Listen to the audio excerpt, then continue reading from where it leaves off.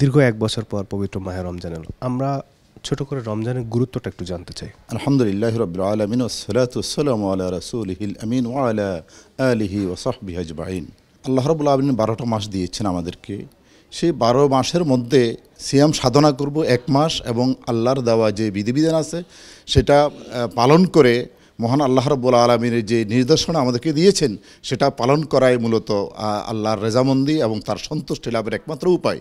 আর যদি আমরা সেটাকে উপেক্ষা করি তাহলে তিনি বলেছেন যে ইন্না আযাবি লাশাদীদ, আমার দেওয়া সেই পৃথিবী, আমার দেওয়া বিধিবিধান, আমার দেওয়া সকল কিছুই তোমরা মেনে চলবে, রাসূলের আনুগত্য করবে, কোরআনকে মেনে চলবে, হাদিস সুন্নাহ মেনে চলবে, তাহলে এর মধ্যেই মূলত কামিয়াব।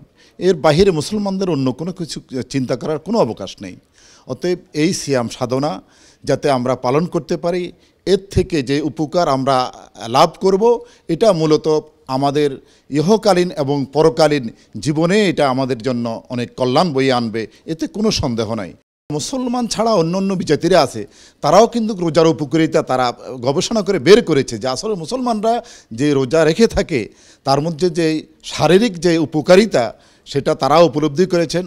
সায়েন্স আছে, তারাও এটা উপলব্ধি করেছেন এবং গবেষণা করে বের করেছেন। অতএব আমরা বলবো যে এই সিয়াম সাধনা আমরা পালন করে আল্লাহ এবং আল্লাহ রাসূলের নৈকট্য লাভ করা আমাদের মূল উদ্দেশ্য, এছাড়া আমাদের আর কোনো উদ্দেশ্য নেই।